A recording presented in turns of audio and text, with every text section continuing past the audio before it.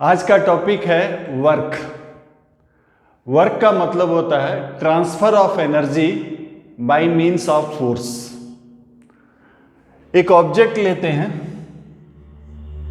और इसके ऊपर फोर्स अप्लाई करते हैं। अगर एनर्जी ट्रांसफर होता है बॉडी के ऊपर तो इस बॉडी के ऊपर पॉजिटिव वर्क हुआ। अगर बॉडी एनर्जी ट्रांसफर करता है तो इस बॉडी के ऊपर नेगेटिव वर्क हुआ और फोर्स एक्ट कर रहा है लेकिन कोई एनर्जी का ट्रांसफरेंस नहीं हुआ है तो वर्क डन जो है वो जीरो। सो वर्क का क्वालिटेटिवली यही मतलब है कि transfer of energy by means of force. इसका निकालते कैसे हैं, इसका वैल्यू कैसा निकालते हैं कि कितना एनर्जी ट्रांसफर हुआ। मान लेते हैं फोर्स F एक्ट कर रहा है एक ऑब्जेक्ट के ऊपर और ऑब्जेक्ट का मोशन होता है। ड्यूरिंग मोशन किसी भी एक पॉइंट पर सपोज फोर्स F है, उस पॉइंट से अगर हम एक छोटा सा डिस्प्लेसमेंट मेजर करें से dr, इस छोटा सा इंटरवल में हम फोर्स को अप्रोक्सीमेटली कांस्टेंट ले सकते हैं। सो work done in this small displacement dr is given by F dot dr. So total work over an interval, over an displacement interval can be found out by integrating this.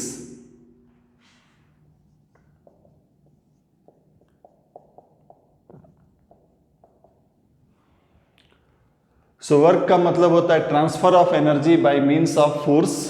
और work का value कैसा निकालते हैं, इस equation को use करके work का value निकालते हैं। अब इसको अप्लाई कैसा करते हैं प्रॉब्लम्स में। अगर फोर्स कांस्टेंट है, अगर फोर्स कांस्टेंट है तो ये जो है F डॉट डेल्टा R या फिर S लिख सकते हैं। S जो होता है चेंज इन पोजीशन यानी कि डिस्प्लेसमेंट है। ये रेफरेंस है, सपोज इनिशियल पोजीशन ये है और फाइनल पोजीशन ये है।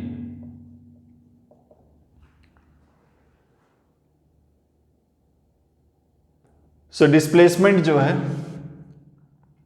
Change in position.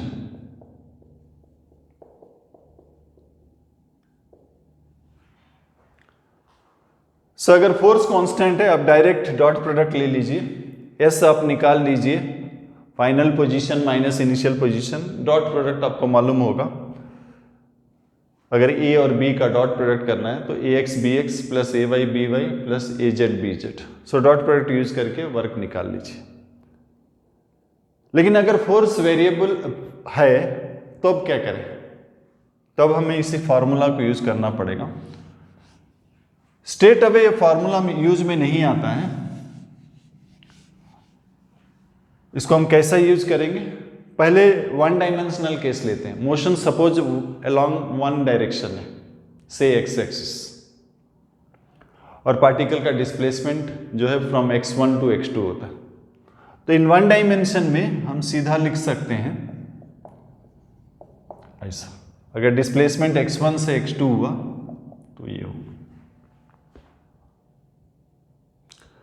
This is also area, area under the curve of F x graph. अगर हम ग्राफ प्लॉट करते हैं फोर्स अगेंस्ट डिस्प्लेसमेंट और ग्राफ सपोज ऐसा कुछ रहा, सो ये जो एरिया है फोर्स डिस्प्लेसमेंट ग्राफ का, ये जो एरिया है ये है वर्क। वन डायमेंशनल मोशन में हम ग्राफ प्लॉट कर सकते हैं क्योंकि दो ही वेरिएबल है, एक फोर्स है और एक डिस्प्लेसमेंट। लेकिन अगर हम जनरल डिस्कस करना चाहें इन स्पेस, तब हमको फोर्स को रिजॉल्व करना पड़ेगा। स्ट्रेट अवे हम इसको यूज नहीं कर सकते हैं, एफ को रिजॉल्व करना पड़ेगा। सो हम कहाँ रिजॉल्व करेंगे? अलॉन्ग 3 म्यूचुअली परपेंडिकुलर डायरेक्शन, से एक्स वाई जेड। यानी कि एफ की जगह पर हम लिख सकते हैं एफ एक्स आई कैप, एफ वाई जे कैप, एफ जेड के कैप। और डी आर जो है छोटा सा डिस्प्लेसमेंट, उसको भी रिजॉल्व कर सकते हैं along X axis, Y axis and Z axis.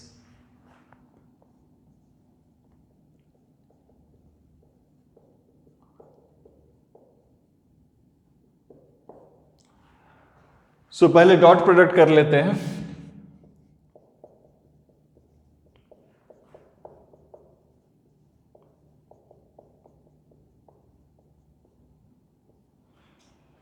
फिर हम इंटीग्रेट करेंगे। ये पार्ट जो है work done by the X component of force, ये पार्ट जो है work done by the Y component of force, ये पार्ट जो है work done by the Z component of force. एक एग्जांपल ले लेते हैं। सपोज फोर्स दिया गया है 3x² I cap minus 2yj cap plus 5k cap. ये है सपोज फोर्स, ऐसा यूनिट है सपोज न्यूटन। और पार्टिकल जो है डिस्प्लेस किया गया 1 2 3 से लेकर 5 4 7। तो वर्क निकालना है हमें, इंडिविजुअली निकालेंगे।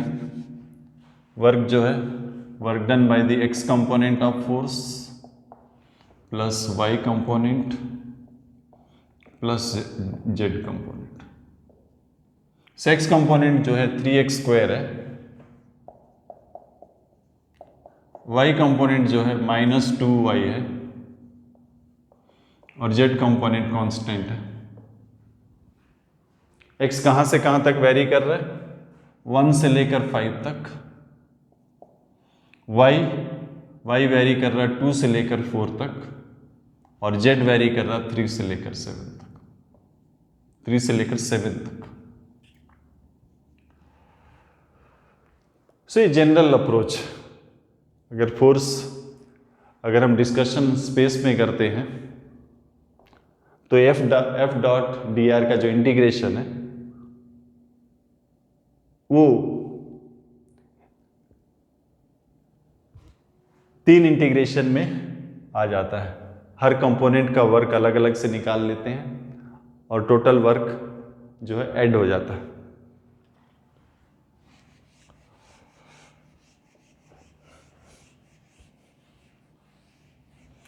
तो वर्क के बारे में कई क्वेश्चंस आते हैं। वर्क पॉजिटिव है, नेगेटिव है, या फिर वर्क जो है किसको रिजॉल्व करना पड़ता है, या फिर वर्क रेफरेंस के ऊपर डिपेंड करता है। इस तरह के कई क्वेश्चंस आते हैं, तो उनको डिस्कशन हम करते हैं। मैथमेटिकल कॉम्प्लेक्सिटी को कम करने के लिए कांस्टेंट फोर्स को ले लेते हैं। सो वर्क जो है F dot S, constant force में ही होता है वर्क। सो क्वेश्चन है कि वर्क क्या पॉजिटिव कब लेते हैं, नेगेटिव कब लेते हैं, जीरो कब लेते हैं। सो डॉट प्रोडक्ट जो है आपका cos थीटा होता है। सो अगर फोर्स एक्ट कर रहा है और वर्क जीरो है, इसका मतलब या तो डिस्प्लेसमेंट जीरो है या फिर cos थीटा जीरो है। जैसे कि मैं इसको पुश करूंगा तो फोर्स तो मैं अप्लाई कर रहा हूं, लेकिन ये वॉल का डिस्प्लेसमेंट नहीं है, तो work done on wall zero हो जाएगा। या फिर थीटा अगर 90 डिग्री है, थीटा अगर 90 डिग्री है तब भी वर्क जीरो होगा। जैसे कि आपका सर्कुलर मोशन में टेंशन जो है हमेशा परपेंडिकुलर टू वेलोसिटी वेक्टर होता है। सो यहां पर अगर हम एक छोटा सा डिस्प्लेसमेंट लेते हैं dr, छोटा सा डिस्प्लेसमेंट जो है अलोंग टेंजेंट होता है वेलोसिटी के डायरेक्शन में, इसके और टेंशन के बीच में एंगल 90 डिग्री है। सो इस छोटा सा डिस्प्लेसमेंट में वर्क जो है जीरो। सो कोई भी अगर हम इंटरवल लेना चाहते हैं तो यहां जो वर्क है उसको इंटीग्रेट करना पड़ेगा। सो यहां पर एक छोटा सा इंटरवल में वर्क 0 है, इसलिए कोई भी इंटरवल अगर हम लेते हैं तो वर्क डन 0 होगा। यानी कि सर्कुलर मोशन में work done by tension over any interval will be 0। अब वर्क पॉजिटिव कब होगा? कॉस थीटा पॉजिटिव होना चाहिए, यानी कि थीटा लेस देन 90 डिग्री अगर है तो वर्क जो है पॉजिटिव है,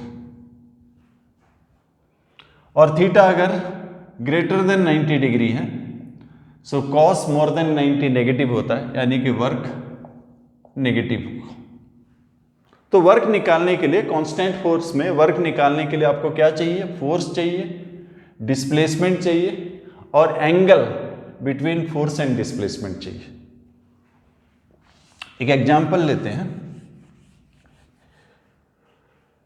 सपोज ये वेज जो है कांस्टेंट एक्सेलरेशन में ऊपर की ओर जा रहा है और इसके ऊपर एक ब्लॉक रखा गया। Block is at rest with respect to wedge, यानी कि ब्लॉक का भी वही एक्सेलरेशन है जो वेज का है।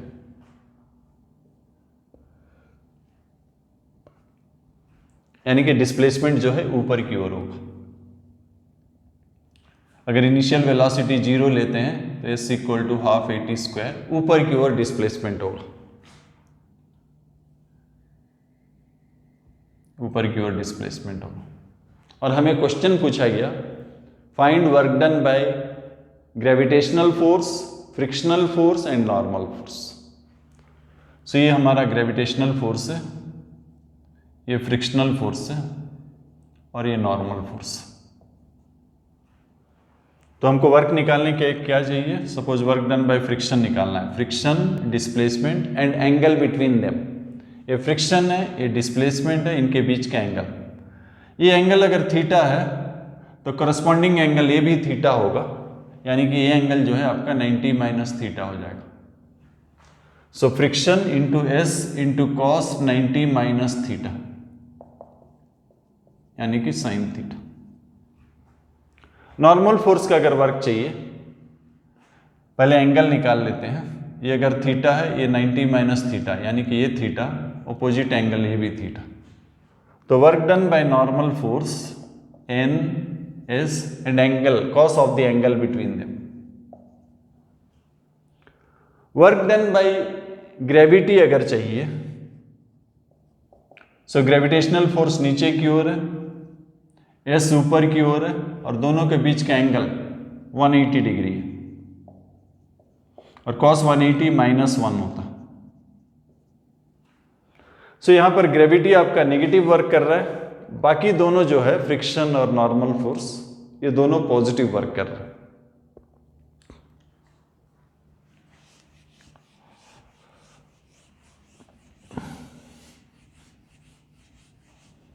नेक्स्ट क्वेश्चन जो आता है कि वर्क जो है F डॉट एस, यानी कि एफ एस कॉस थीटा, किसको रिजॉल्व करे? F को रिजॉल्व करे या S को रिजॉल्व करे? आप किसी को भी रिजॉल्व कर लीजिए। आप S को रिजॉल्व कर लीजिए इन द डायरेक्शन ऑफ F, या फिर F को रिजॉल्व कर लीजिए इन द डायरेक्शन ऑफ S। उसमें कोई खास फर्क पड़ने वाला नहीं है। सपोज ये ब्लॉक जो है स्लाइड कर रहा है इंक्लाइंड प्लेन, ये डिस्प्लेसमेंट है और ये ग्रेविटी है, और हमें work done by gravitational force पूछा गया है। तो हम दो तरीके से कर सकते हैं। पहले फोर्स ले लेते हैं और डिस्प्लेसमेंट को रिजॉल्व करते हैं। ये डिस्प्लेसमेंट है, ये एंगल अगर थीटा है तो अल्टरनेट एंगल ये भी थीटा होगा। सो थीटा के करीब वाला कॉस थीटा होता है, थीटा से दूर वाला साइन थीटा होता है। तो हम क्या लेंगे? Force into component of displacement along force. So S का कंपोनेंट अलोंग फोर्स, यानी कि S sine theta.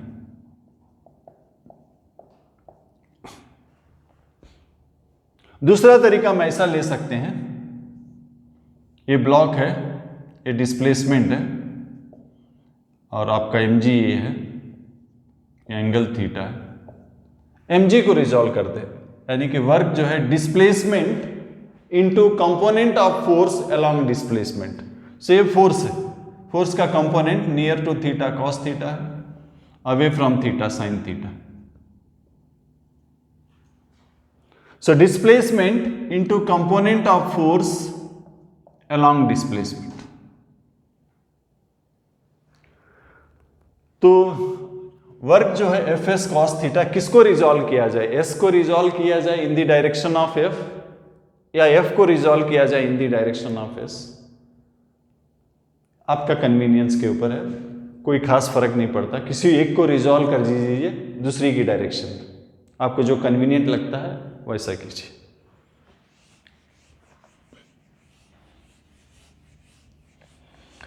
Next question आता है, ये जो वर्क हम लिखते हैं एफ डॉट एस, ये एस क्या है, डिस्प्लेसमेंट ऑफ ऑब्जेक्ट है या displacement of point of application of force. S जो है displacement of point of application of force. Often अगर एक ऑब्जेक्ट रखा गया है और इसको हम खींच रहे हैं तो ऑब्जेक्ट जितना दूर जाएगा point of application of force भी उतना ही जाएगा, तो इसलिए हम लूजली लिख देते हैं फोर्स डॉट डिस्प्लेसमेंट। लेकिन अगर रोटेशनल मोशन प्रेजेंट है तो बात एक नहीं होती है। सपोज एक पुली है, एक पुली है जिसमें स्ट्रिंग वुंड है और हम इसको खींच रहे हैं फोर्स एफ डाल के, तो अगर हम डिस्टेंस एस नीचे की ओर खींच लेते हैं, सो work done by this force is force into displacement of point of application of force, that is S. जबकि पुली जो है, पुली का सेंटर ये है, यूजुअली कोई ऑब्जेक्ट का डिस्प्लेसमेंट मतलब displacement of its centre of mass लेते हैं, ये जो है इसका कोई पोजीशन चेंज नहीं हो रहा, इसका डिस्प्लेसमेंट जीरो है। तो ये जो है work is F into S, S जो है displacement of point of application of force, not the displacement of object. एक और एग्जांपल दे रहा हूं, जब भी रोटेशनल मोशन प्रेजेंट है, रोटेशनल मोशन नहीं है सिर्फ लीनियर पुलिंग है, तो ये दोनों most of the time same होता है। लेकिन रोटेशनल मोशन अगर प्रेजेंट है तो सेम नहीं भी हो सकता है, या फिर बॉडी का अगर डिफॉर्मेशन है, सपोज ये ऑब्जेक्ट है, आप इसको वॉल का अगेंस्ट में रखें और इसको पुश कर रहे हैं, अगर बॉडी रिजिड है कोई डिफॉर्मेशन नहीं होता है तो वर्क डन जीरो होगा। लेकिन बॉडी अगर डिफॉर्मेबल है और बॉडी का डिफॉर्मेशन हो जाता है एक्स, तो वर्क डन बाय फोर्स जो है एफ इंटू एक्स हो गया।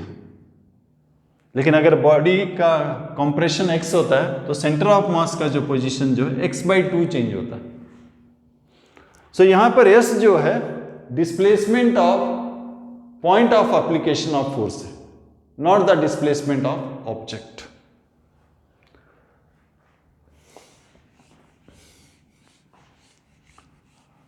आगे ये प्रश्न उठता है कि क्या वर्क रेफरेंस के ऊपर डिपेंड करता है? बिल्कुल रेफरेंस के ऊपर डिपेंड करता है। ट्रेन के अंदर एक ऑब्जेक्ट है सपोज, और आप एक आदमी पुल करके इसको ट्रेन के अंदर relative to train as seen from train, इसका डिस्प्लेसमेंट एस। सो ऑब्जर्वर अगर ट्रेन के अंदर है, ट्रेन का रेफरेंस में है, तो उसके लिए वर्क हो गया F into S.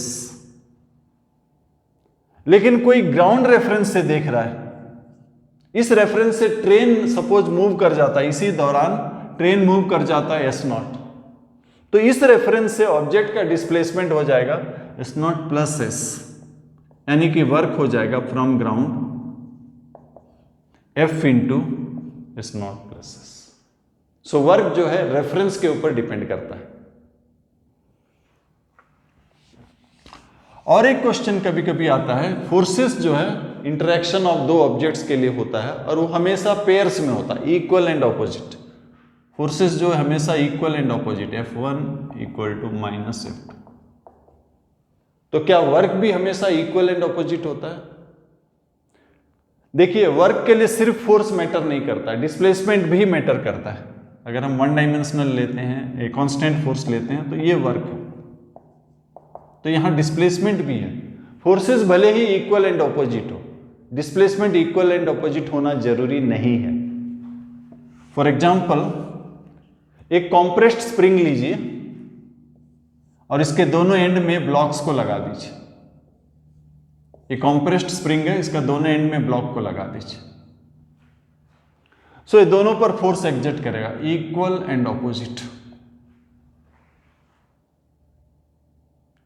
So force तो सेम हो गया, लेकिन डिस्प्लेसमेंट सेम नहीं होगा, क्योंकि एक्सेलरेशन जो है फोर्स बाय मास होता है। इसका मास अगर कम है तो इसका एक्सेलरेशन ज्यादा होगा। Time period for which force acts दोनों के लिए सेम है। एक्सेलरेशन इसका ज्यादा है, यानी कि इसका डिस्प्लेसमेंट ज्यादा होगा। तो वर्क जो है ये लाइटर बॉडी के ऊपर ज्यादा वर्क होगा, हेवियर बॉडी के ऊपर कम वर्क होगा। एक और एग्जांपल लेते हैं।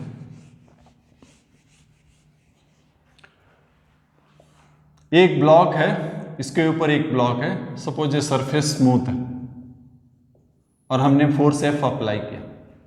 इनके बीच में रिलेटिव मोशन नहीं है। तो जब हमने इसको पुल कर रहे हैं तो ये आगे की ओर जाएगा, इसमें फ्रिक्शन पीछे की ओर एक्ट करेगा, हेंस इसके ऊपर फ्रिक्शन आगे की ओर एक्ट करेगा। सपोज इनके बीच में रिलेटिव मोशन नहीं है, तो इसका मतलब इसका जो डिस्प्लेसमेंट होगा इसका भी वही डिस्प्लेसमेंट होगा।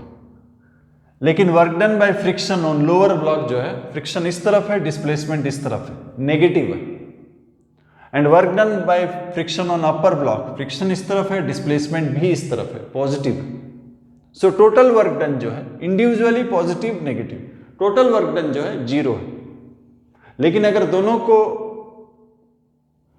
मिला के लेते हैं तब 0 है, इंडिविजुअली लेते हैं तो इसमें पॉजिटिव है, इसमें नेगेटिव है।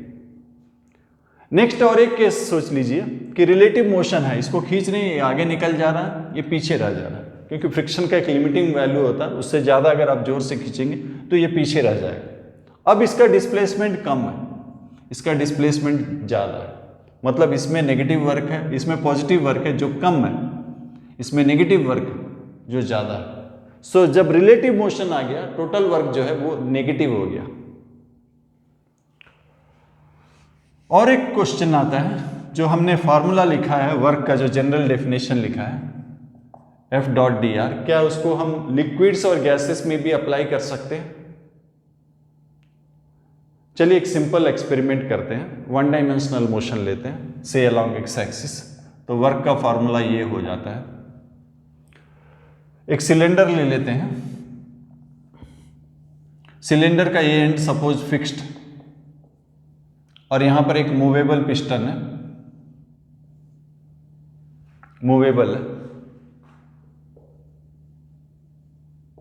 सरफेस स्मूथ है और यहां पर एक गैस है जिसको हम गर्म कर रहे हैं। जब हम गर्म करेंगे गैस क्या होगा, एक्सपैंड होगा, और जब एक्सपैंड होगा इसको पुश करेगा। जैसे जैसे एक्सपैंड करता है इसका प्रेशर चेंज होने लगता है। तो इसका मतलब ये फोर्स जो है वेरिएबल है। फोर्स और प्रेशर में क्या रिलेशन है? प्रेशर होता है force acting per unit area, per unit normal area, force acting per unit normal area pressure होता है। तो बिकॉज प्रेशर वेरी कर रहा है, फोर्स भी वेरी कर रहा है। So during expansion at any time, at any stage pick up it, और एक छोटा सा डिस्प्लेसमेंट ले लीजिए dx। सो छोटा सा डिस्प्लेसमेंट के लिए f को अप्रोक्सीमेटली हम कांस्टेंट ले सकते हैं, और work done in this small displacement is f dx। Total work के लिए हम इंटीग्रेट करेंगे। अच्छा, लेकिन हमको लिक्विड्स और गैसेस, जिसको कि कॉम्बाइंडली फ्लूइड्स बोलते हैं, इसमें हम F यूज नहीं करते हैं, प्रेशर यूज करते हैं। तो फोर्स को हम रिप्लेस कर देते हैं, फोर्स हो जाता है प्रेशर इनटू एरिया। सो इसका एरिया है A और ये जो स्मॉल डिस्प्लेसमेंट है dx। So A into dx जो है वो चेंज इन वॉल्यूम है।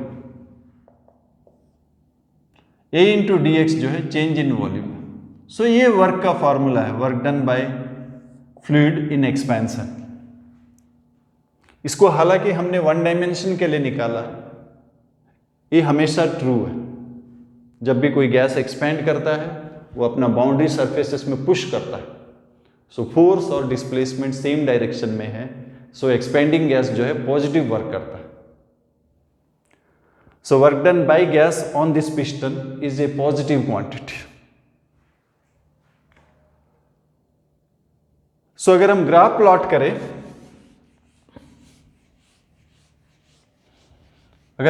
प्लॉट करें, प्रेशर अगेंस्ट वॉल्यूम, ये प्रेशर है, ये वॉल्यूम है, और सपोज प्रेशर ऐसा चेंज हो रहा है, तो जो एरिया है वॉल्यूम सपोज V1 से V2 तक चेंज हुआ, सो ये जो एरिया है, दिस एरिया इज वर्क।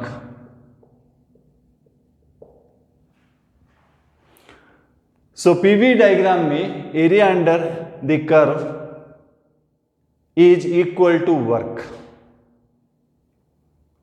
अगर प्रेशर कांस्टेंट है तो सीधा हम लिख सकते हैं P delta V। Delta V यानी कि change in volume, delta V का मतलब होता है V2 माइनस V। सो ये जनरल है वर्क। सो वर्क फिर से रिपीट कर रहे हैं, वर्क यानी कि transfer of energy by means of force. तो कितना एनर्जी ट्रांसफर हुआ, कैसा कैलकुलेट करेंगे? सो वर्क का जो ये इक्वेशन यूज करके वर्क कैलकुलेट करेंगे। अगर फोर्स कांस्टेंट है तो बाहर निकल जाता है, वन डायमेंशन है तो सिंपली F dx है, थ्री डायमेंशन है तो रिजॉल्व कर लेते हैं। फिर वर्क के बारे में कई सारा पॉइंट्स है। क्या ये फार्मूला हम फ्लूइड्स में भी अप्लाई कर सकते हैं? बिल्कुल कर सकते हैं। हालांकि हमने मैथमेटिकल कॉम्प्लेक्सिटी को अवॉइड करने के लिए वन डायमेंशनल यूज किया और हमारे पास ये रिजल्ट आया, but this result is always true. ये है ब्रीफ में वर्क, ठीक है।